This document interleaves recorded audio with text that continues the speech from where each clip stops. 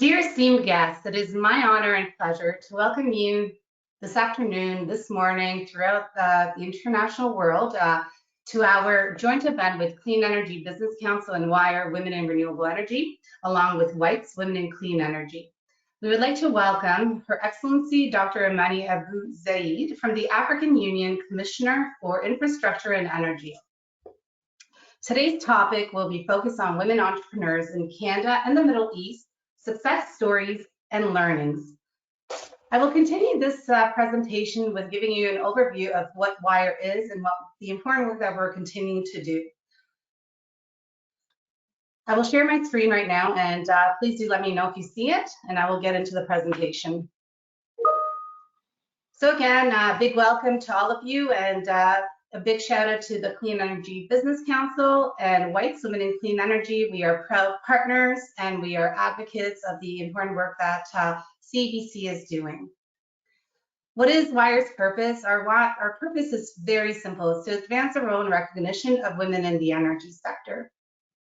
Some of our programming includes, of course, we do networking meetups such as these webinars, capacity building field trips, because most people don't know what the difference is between a transmission versus a distribution line.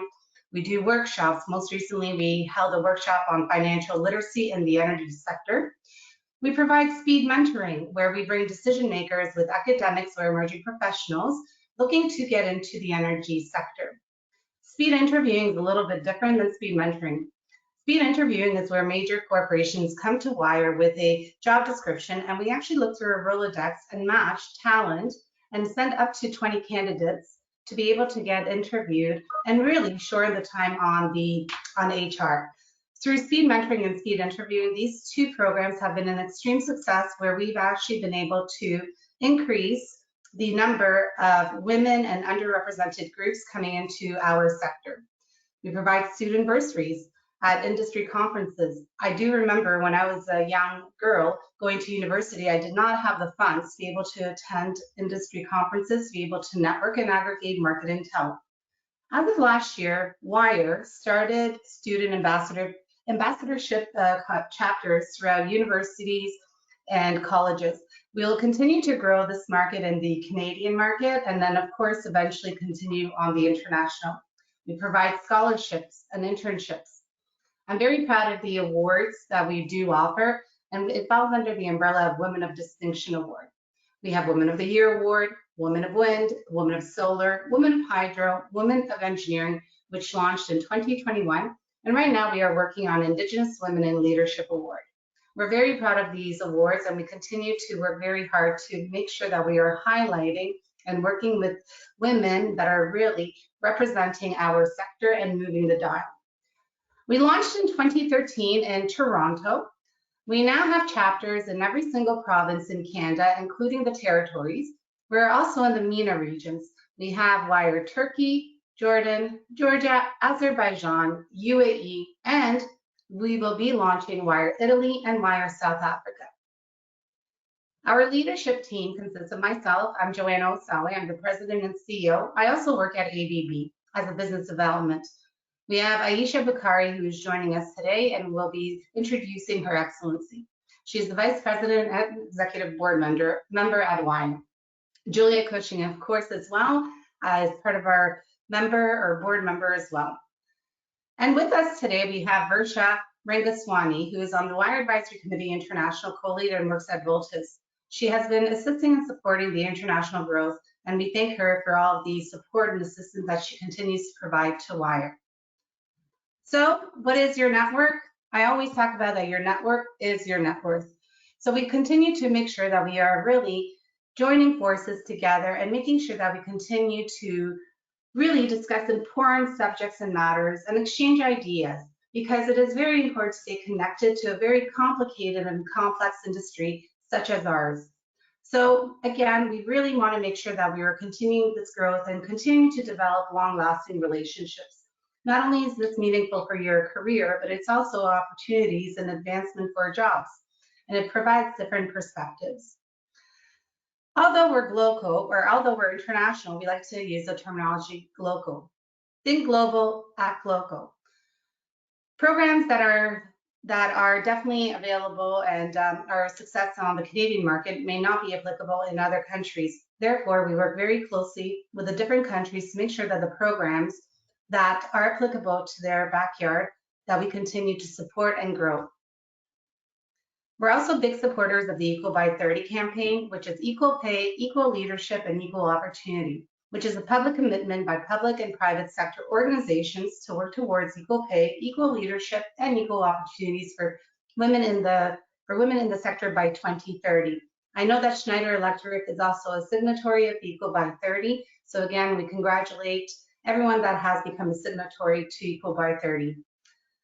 Again, we're also very big ambassadors of the Leadership Accord on Gender Diversity with Electricity Human Resources Canada.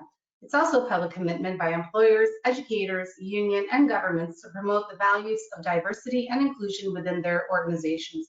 What EHRC has done, not only have they become the leader when it comes to the Gender Diversity Accord here on the Canadian market, they've now expanded this internationally. If you'd like to have further information, I'm happy to share Michelle Brannigan and her team's info as well, so you can definitely take a look at their accord.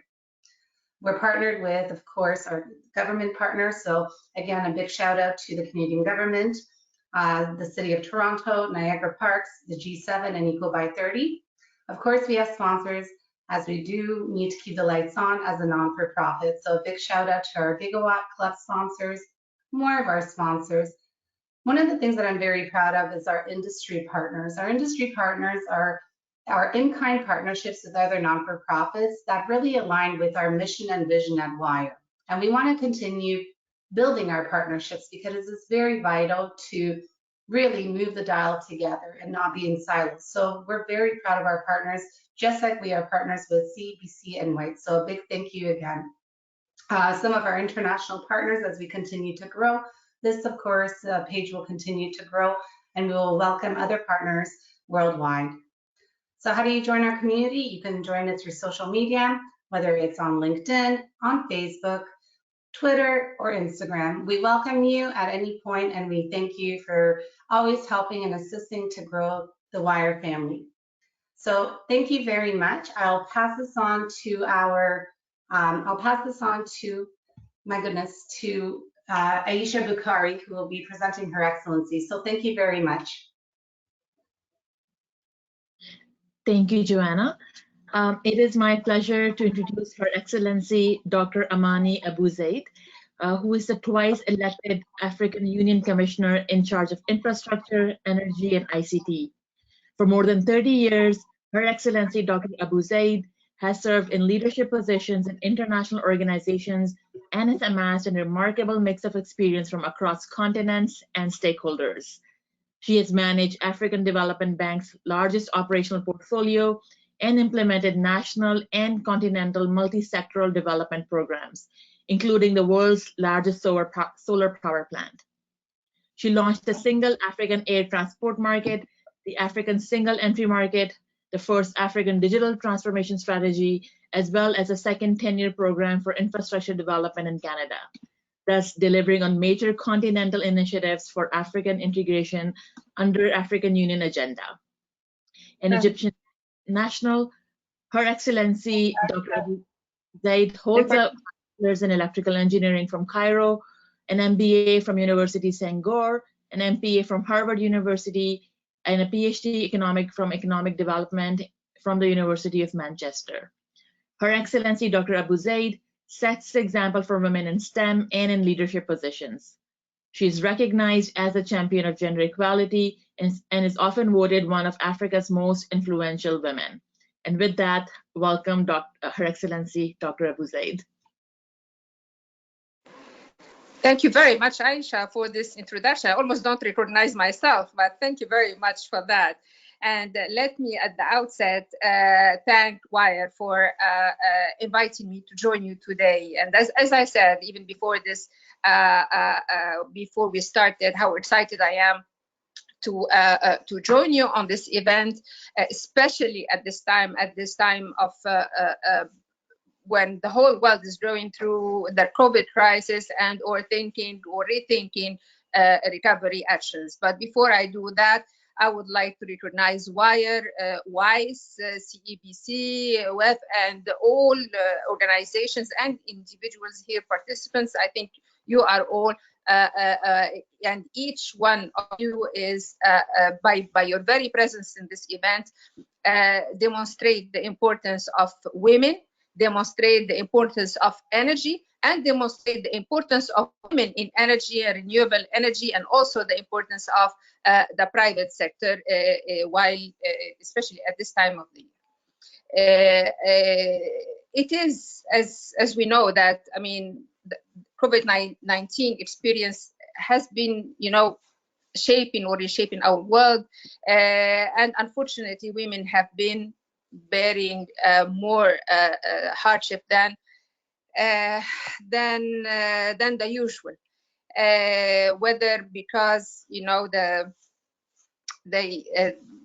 domestic violence that has increased, higher care responsibilities, precariousness of jobs, and disproportionate lack of access to working capital and digital tools, which are essential for work. Moreover, the COVID-19 and the economic crisis caused by the pandemic are converging with climate change to reverse hard-won gains in global poverty reduction and shared prosperity. And according to the World Bank, in 2020 alone, it's estimated that 88 million to 115 million people have been pushed into extreme poverty.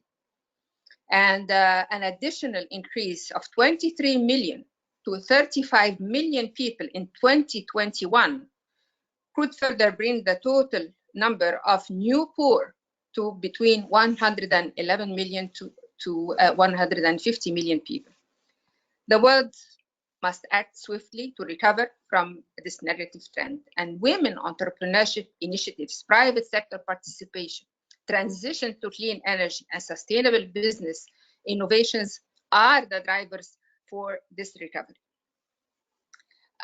Distinguished panelists and participants, in the wake of the pandemic, a study carried out by the International Trade Center and We Connect International, a global network that connects women-owned businesses to global markets opportunities, revealed that 64% of women-led firms declared their business operations as strongly affected by the pandemic, compared with 52% of men-led companies.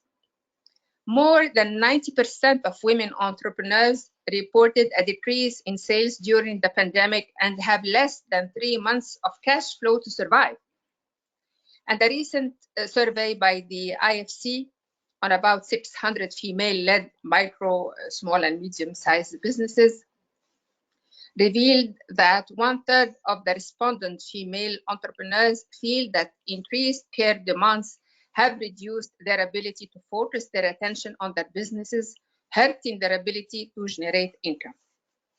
Globally, 300 million fewer women than men use mobile internet, representing a gender gap of 23%. These barriers are reducing women's ability to work remotely or access digital markets, which again, as we can see by virtue of this very event, is the business model of today. Then together, these factors affect women's opportunities to cope with the crisis and will further widen gender differences in education, in healthcare, and in the economy at large. These differences will also slow down the economic recovery. Deepening economic gaps between men and women will jeopardize a fast return from a recession through huge gaps in productivity. We believe that the COVID-19 pandemic could set back gender equality efforts by decades unless the global community takes steps to stop this downward slide. It is therefore very vital to enable women entrepreneurs have access to working capital. And here I'm not, as I always repeat, I'm not talking about capital for small enterprises or micro enterprises, but working capital for big firms, big companies, and also access to insurance facilities to help stabilize their businesses.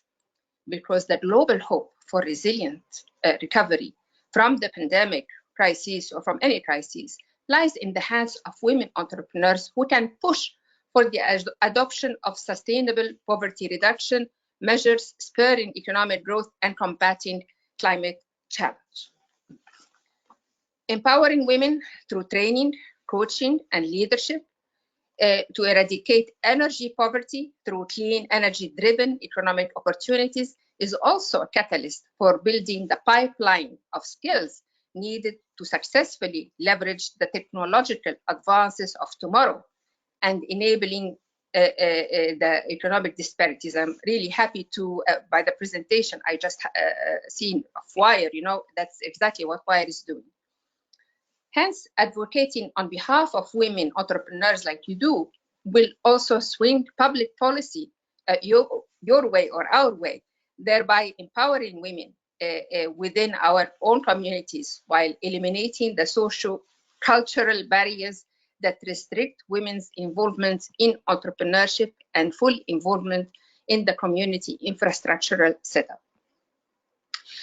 Distinguished participants, the global lockdown and restrictions in movement have led to hurting the private sector productivity, as most of the private investors struggle to deal with health and economic impact on their employees.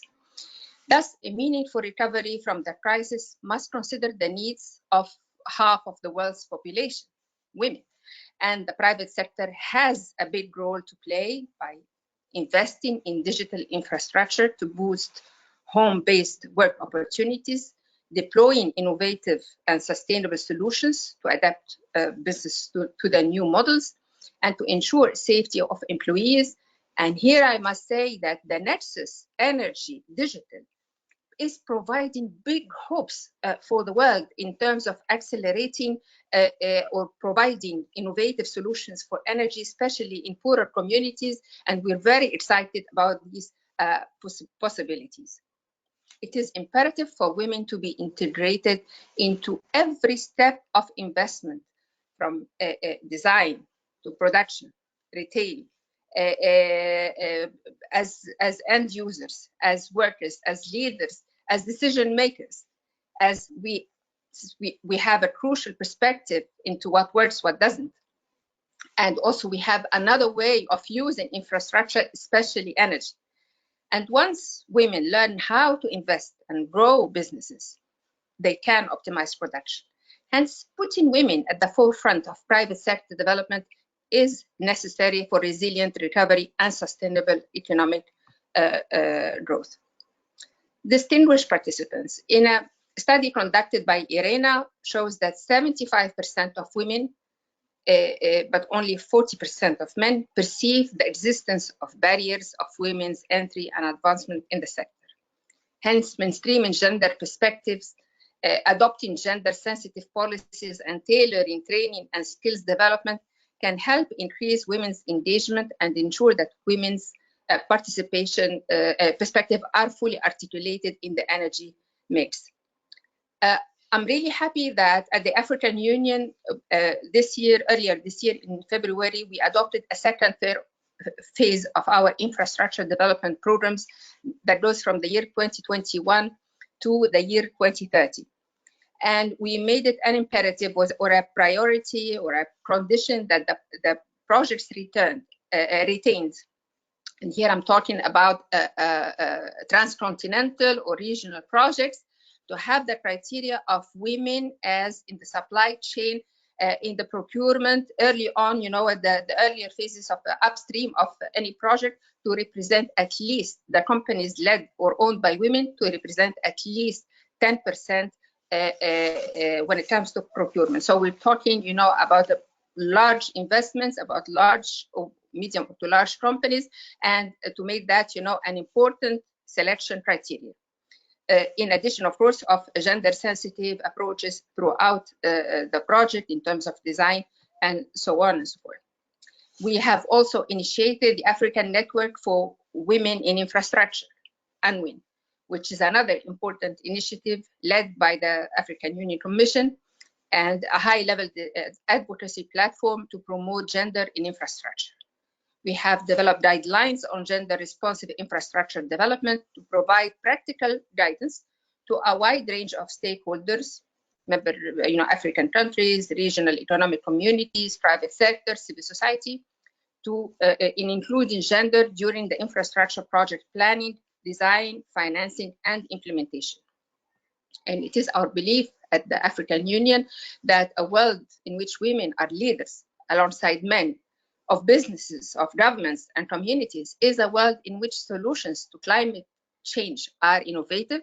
It is where new innovations are harnessed to meet our current infrastructural challenges. It is where the performance of our private sector organization is enhanced. It is the one where sustainable practices and business models scale more quickly. And is also a world where women can thrive and where thriving women are the basis for a thriving planet.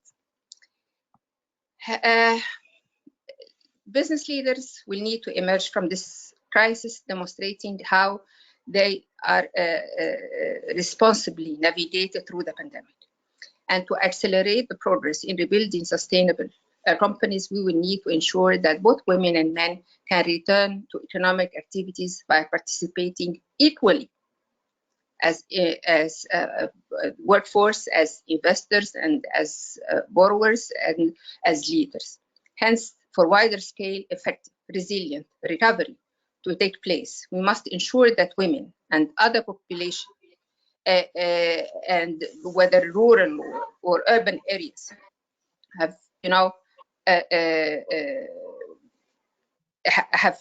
initiated and are fully included in climate actions, in bridging any economic or social inequality, and that everyone is included, in order to set pace for innovation, for a better recovery, for a greener recovery, and for a smarter recovery, and a more sustainable and effective one.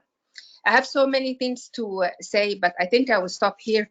I'm aware of the time, but know that I really fully appreciate your efforts, and I wish you and wish all your organizations, wish you individually as well, all the success. And please rest assured that you are not alone, and it is time that women, get together in a globally, not only regionally, but globally, and I'm sure that success will be our way. And I thank you.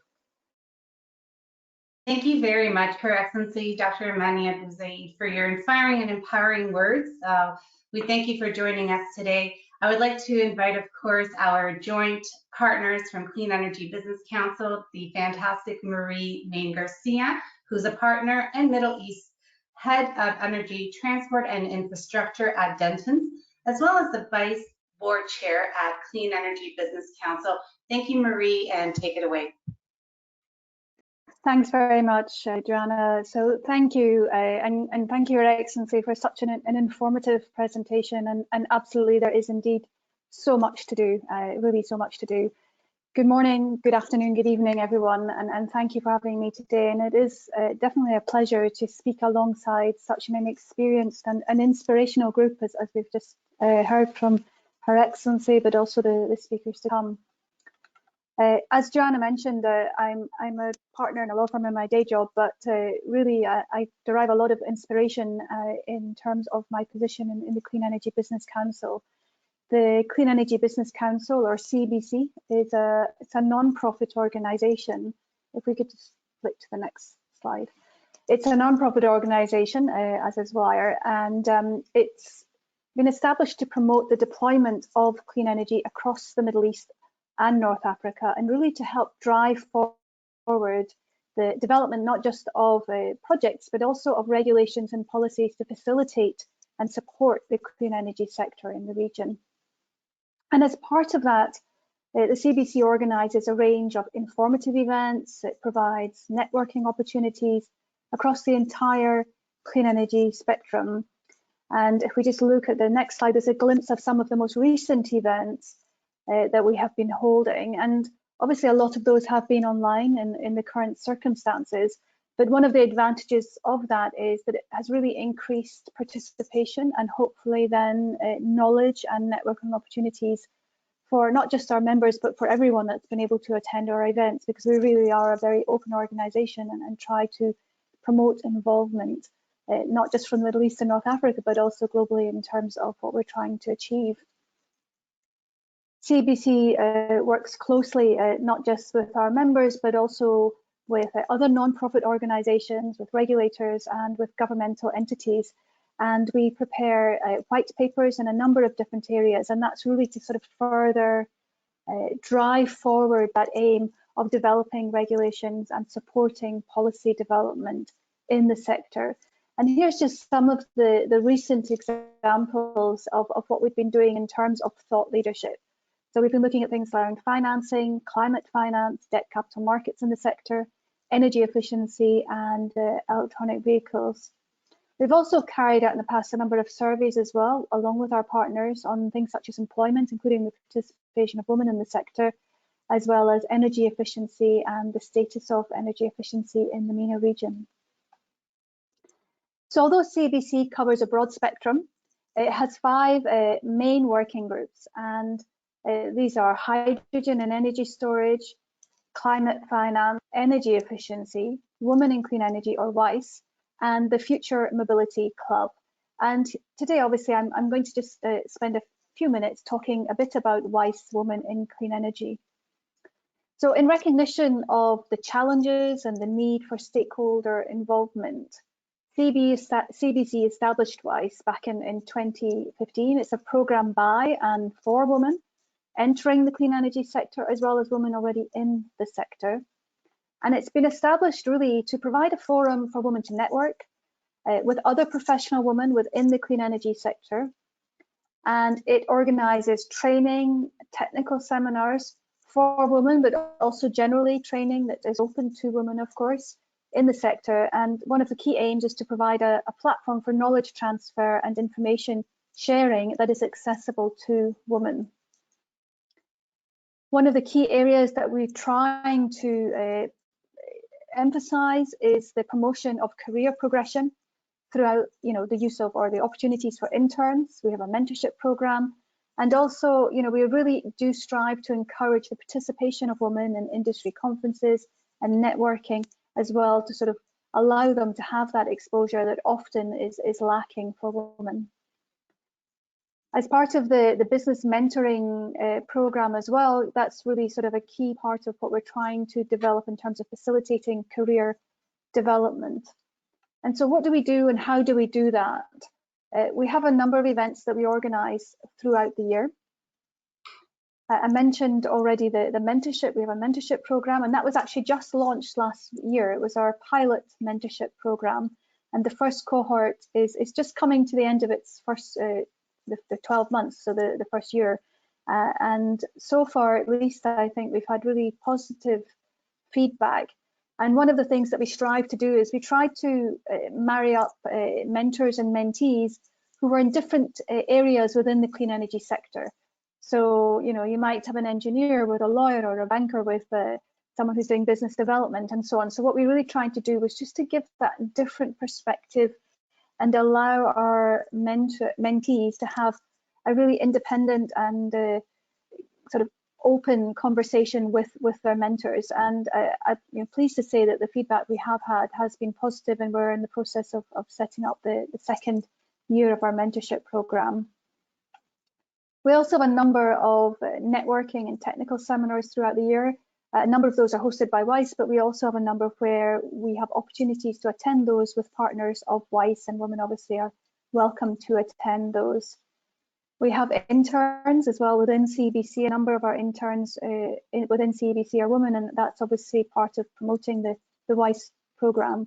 And we also do things like spotlight the activities of women in the sector. Last year, we ran a whole podcast series of leading women in the sector, and there's some really inspirational stories that we heard about in that podcast series. So do tap into it if you haven't listened already.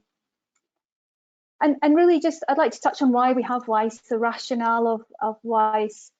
And Her Excellency really, she pointed out so many of the challenges that are there.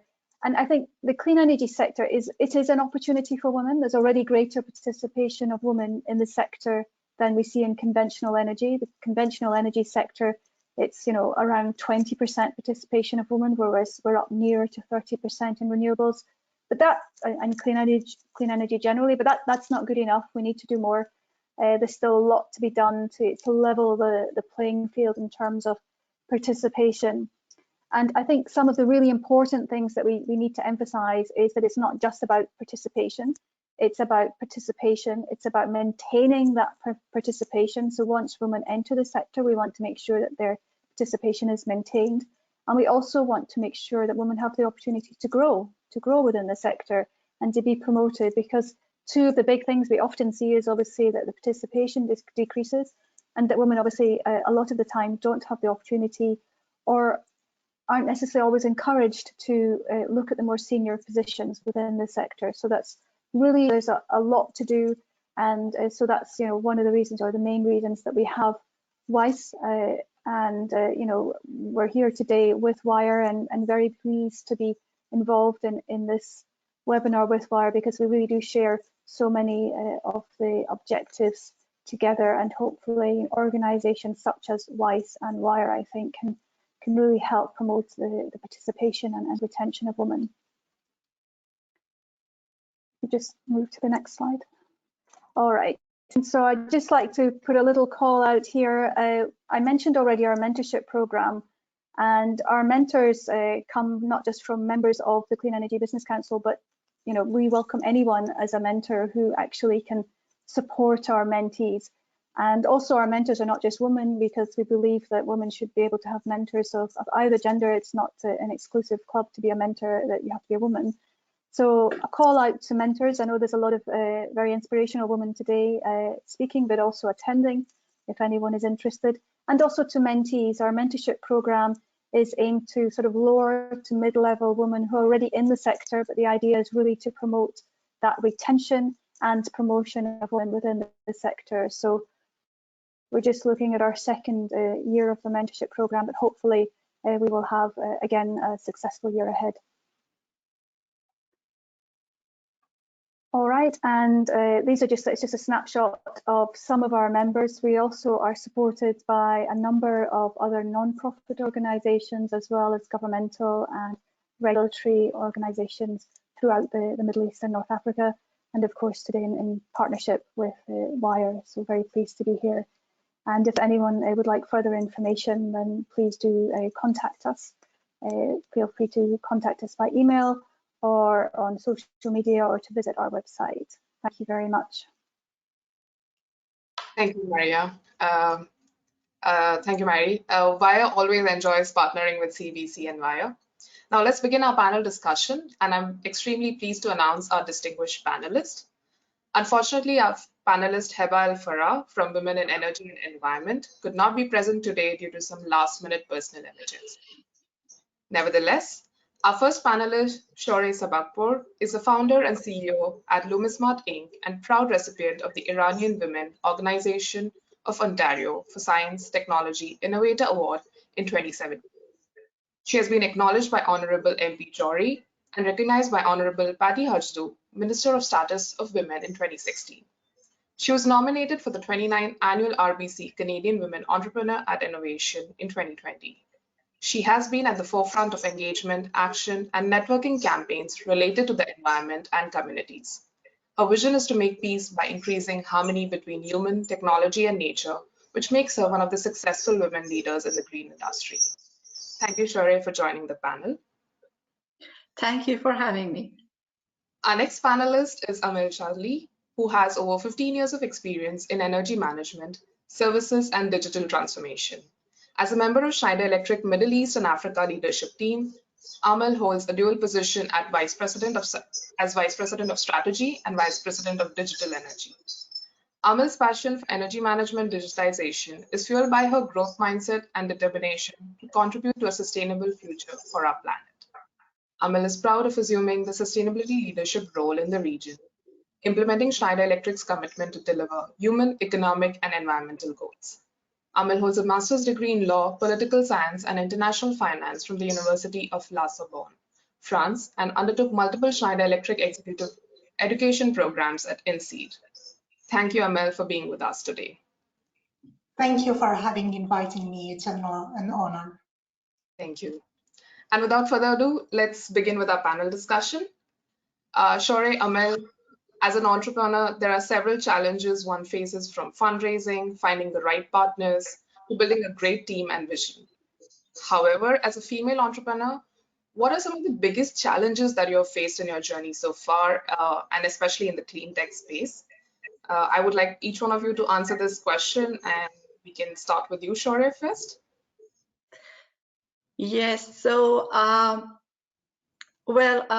having partner is difficult, especially when I try to become partner with men, because mostly they believe they are better in business, better in especially technology. So I decided, instead of becoming like partner in a company, just go to contracts. Like I started to have the company just with me, and based on each project and each business strategy that I'm going to have, I just get contact with the right businesses as a contractor.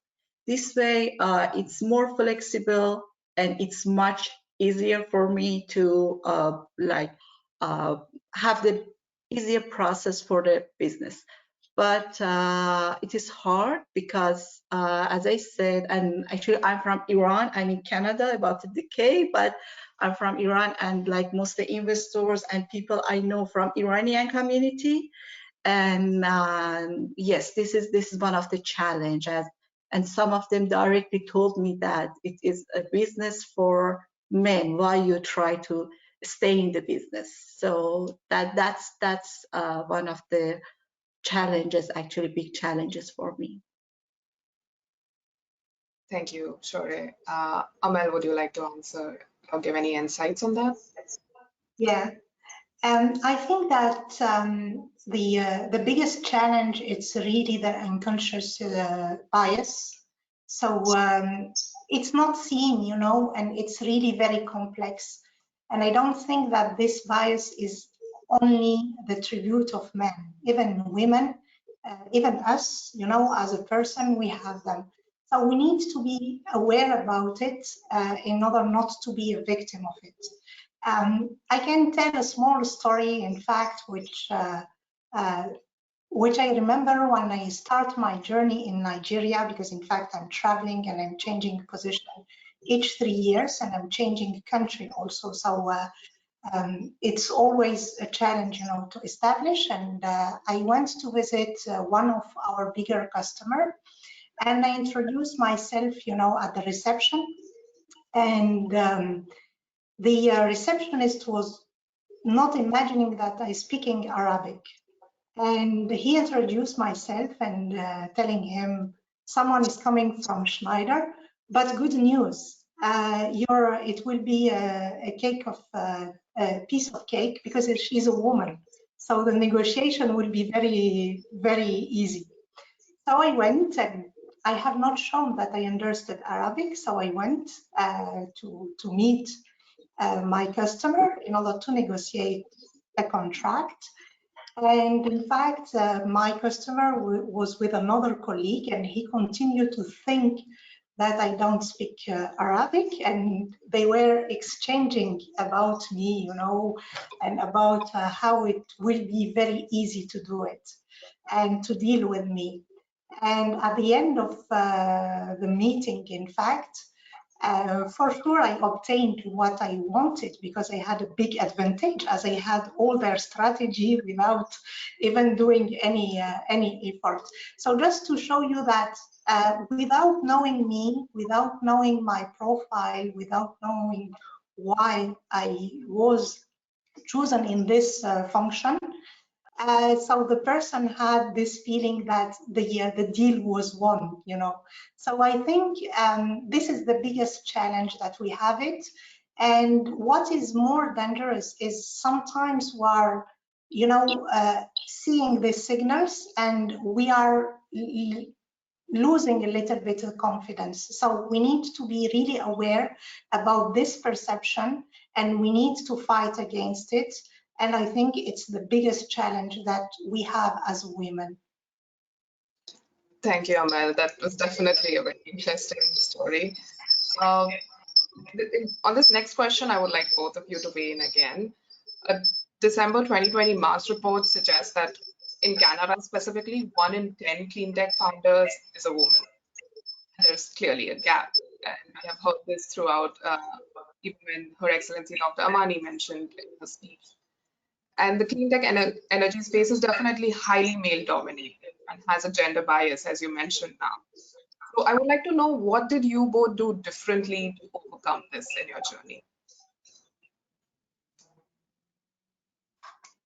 Should I go ahead? So the energy, the energy sector, has a very important role for the finance and economy in whole the world. So in a previous century, oil was the main source for energy.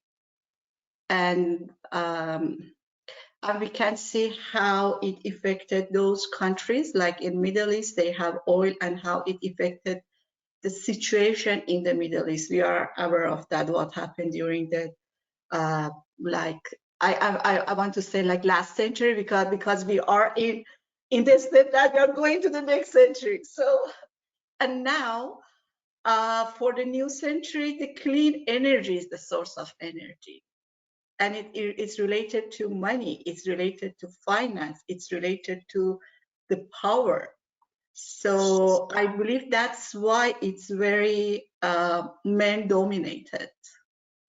Because if women get more involved in this sector, like in the energy sector, then they could be involved in an industry that has the main role for everything, not just for a country, not just for a city, for like whole the world, in economy, in politics. And I think that is one of the reasons that it's more men dominated. Amel, any thoughts on how you would overcome this bias that already exists? How I will overcome? I think it's first, nothing is coming without passion, you know. So energy, for me, I don't see it as, you know, as a sector for the power or for the money. I'm really humbled to work and to contribute to the access to energy. In Africa, we have 600 million people, you know, who don't have access to energy. So by being really committed to only this vocation, you know, you will attract a lot of people. And I do believe perhaps it's too optimistic, but you never fail when you have a passion, because you will give yourself, you know, this ability to fight and to obtain what you want to do. And I really think that as women, we have what is necessary in order to gain the credibility and in order to come to this sector. So I really believe, and I see fantastic stories in Sub-Sahara, you know, in solar, in small companies, but they are really changing, in fact, the story of their village, of their family, and it could be great stories for bigger company, you know.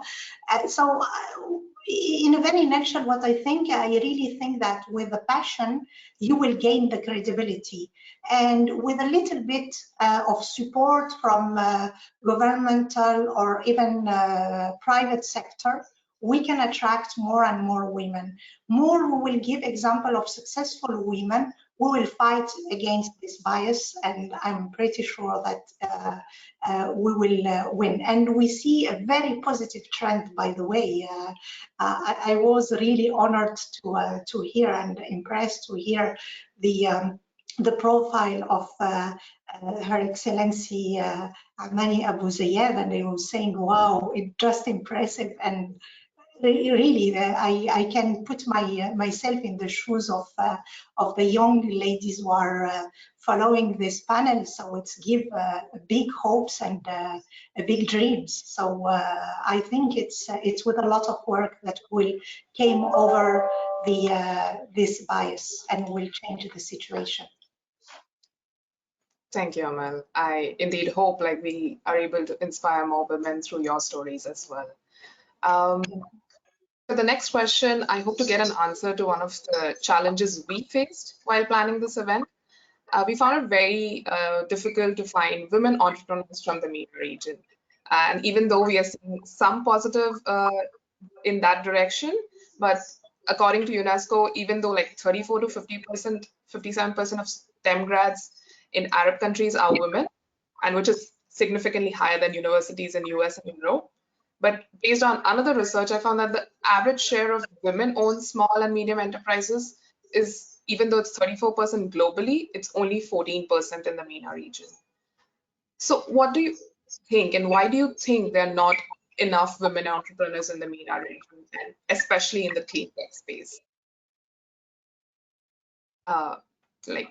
Shawri, Amir, anyone of you can take that question. You go first this time. Do you want? Okay. So I think, again, it's a lot of reason. I don't think that there is only one reason will explain the situation. And we start to take it from the beginning. So we have less graduated engineering as a female. So definitively this will impact the presence of the women in the sector. The second one, it's yes, for sure. In green tech, we have less women, but as an entrepreneur, in fact, in all other sectors, it's also the same. And we have the problem of the financing and the access to working capital, which is a very important topic. And again, the financing sector is really male dominated. So I think this needs to be changed also by having some legislations and some KPIs, and this will help definitively the women to come to this sector. I'm hearing several times that we don't have entrepreneur because the women is not risk taken, and I really don't think so. I think there is more complex reasons, which is more linked to the environment, to the education, to the culture, than to how the women are and how we are reacting. In fact, the other thing is also how we are educating our children. It's our responsibility as a parent, you know. So we usually we try, you know, to introduce the notion of perfectionism, you know, for a female, for women, and at the same time we are trying to push the male to be more brave.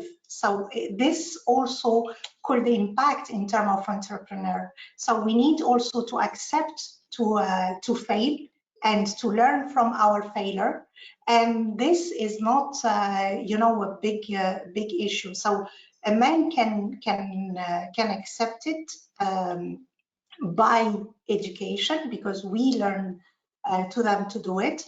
But as we are asking culturally to the female to be perfect, you know, and to be according to the standard, so it's sometimes it's very difficult for us to take risks and to dare to set up a business. Thank you, Amal. Thank you. That was great. Yes. So in continue of what like Amal said, I think it's not just because for clean tech, like becoming an entrepreneur, it means to face some challenges. And like usually women prefer to stay in the comfort zone. So this is one of the things, like it's a mindset. It's not just because of the situation of the society. And I believe we have to work on that from school, from early age, not just coming and then when they grow with that mindset, and then we want to change that mindset with empowering them, because that stick in their mind. And like one of the thing is about, like, for example, the cartoon, the movie like Cinderella, or like, you know, they show that somebody as it, like a man as a hero coming to survive you. Like, I have a daughter and I never ever let her to see those Disney cartoons like the princess. They are weak, somebody like come and a man come on a horse to help them. No, no, no. You are responsible for your life. You have the ability to help yourself to come out from the situation that you don't like. And for the women entrepreneurs, especially in clean tech, so I would like to share my story. I'm a computer engineer and I started my first business when I was 24 years old. I had IT school in Iran before moved to Canada. And now when I want to develop my business, I see I'm not brave as I was brave in 24 years. And I don't want to say it's just because of age. So you know, we do, like women, their age is not rise up. But one thing is, like, I figure out for myself is that as a mom and as a actually a single mom, single parent, it's I should cover many things when I make a decision for business. It's not just business. So that's why the challenges is more than the time that I was single. And as Amal said, and as Dr. Amani said at the first speech, like having financial support from government for having program mentoring is great, but having access to capital, it's more important. Like having grant for women who are doing great to support them, or giving them a loan with like lower interest, long-term payment, because having supporting capital, it's like having the very strong role for businesses to make a strategy to affect their taking risk. And for clean tech, because clean tech is new, so business, like running a business, starting a business as an entrepreneur, has many challenges. And when the technology is new, the product is new, the challenges is more. Like I remember when I moved to Canada in 2011, I started LumaSmart LED lighting business in 2013. And I remember it was really hard for me to present the product, because when I went to networking event, I should say, okay, who is me? Like, who is Shawri Sabapur? Because it was just 2 years, 3 years I was landed, nobody knows me. And then, who is LumaSmart? And then, what is LED? Like, LED was not popular like these days. I remember I took a LED bulb with me in any networking event when I wanted to present, I want to show the product, and people look at me like, I came from the moon. They cannot communicate. But if I wanted to sell a product that people already know, for example, if I wanted to sell TV, okay, people know what is TV. But when it's a new product in clean tech, the challenges is more.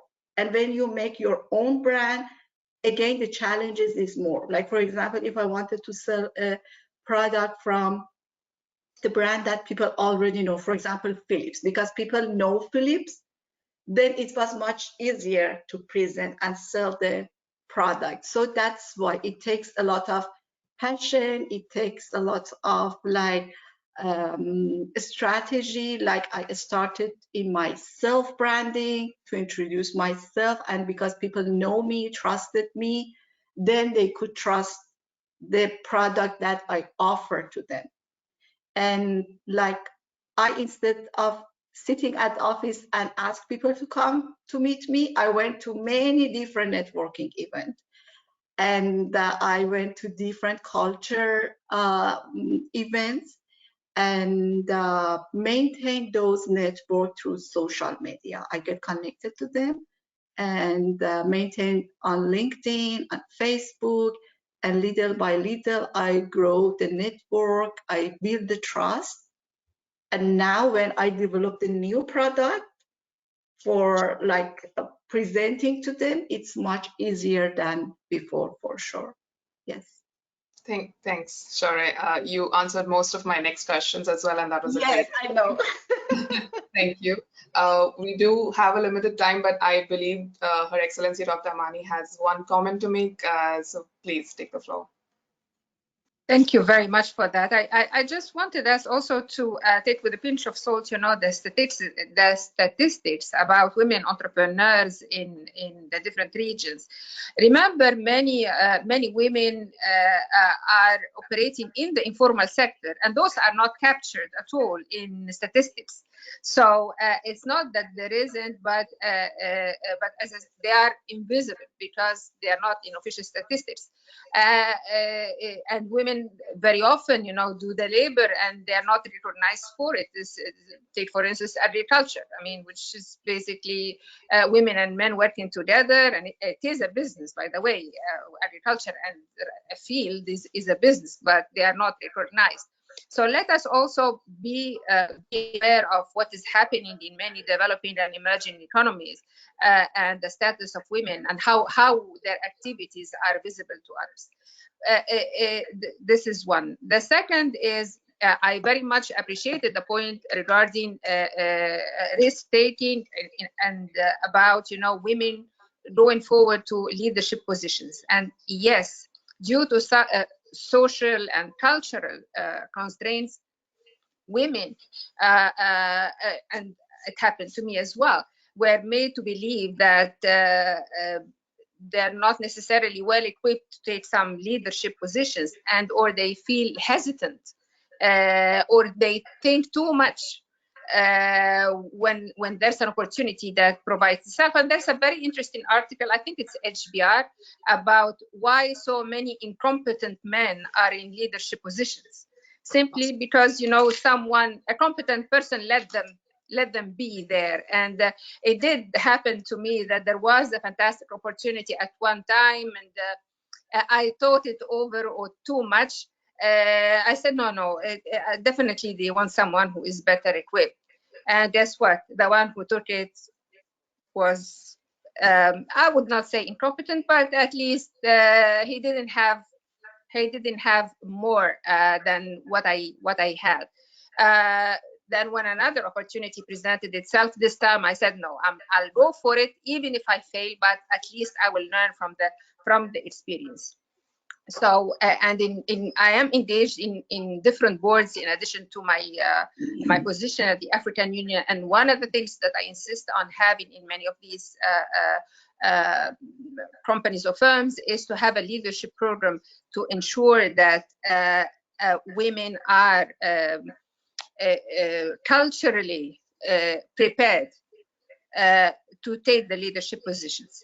And I, as much as early on in life, I thought that the issue of quotas, either of women on boards or percentage of women, this or that, was, you know, not the thing to do. Now, sometimes you have to also impose certain rules or regulations to make sure that women are there. So this is my 5 cents I thought I share in the discussion. Thank you, Her Excellency. We are almost at the top of the hour. We apologize we couldn't get to a lot of the questions that are coming from the audience, and we'll try to answer this after the event as well. You can definitely connect with the panelists and Her Excellency Dr. Amani and the other organizers through LinkedIn. Please reach out to us with any of your questions. And I would like to thank all the panelists and Her Excellency Dr. Amani, and would like to hand it over to Joanna to give the closing remarks. Thank you to all of you. It's been such a pleasure, to our distinguished guests, to Her Excellency Dr. Amani Abuzaid, Amal, Shawri, Marie, our amazing Versha and Aisha as well that joined us today. You are all fantastic leaders. You are truly inspirational. The fact that we are still having this conversation in 2021 about why women should be seated at the table is not a conversation that needs to continue, but however, we need to continue to move the dial. I've been told many of times, why isn't there a Meyer, a men in renewable energy? The answer is because it's called the industry. Therefore, we continue to have these important discussions along with the leaders that you are. And thank you so much for all of your valuable time. To Her Excellency again, Dr. Amani Abuzaid, you're extremely inspirational. To our amazing partners at Clean Energy Business Council, Marie and Ahmed, and to your team, we are so thrilled to be partnered with you to continue to have these important discussions. Any final words, Marie, and I'll pass it to you as well.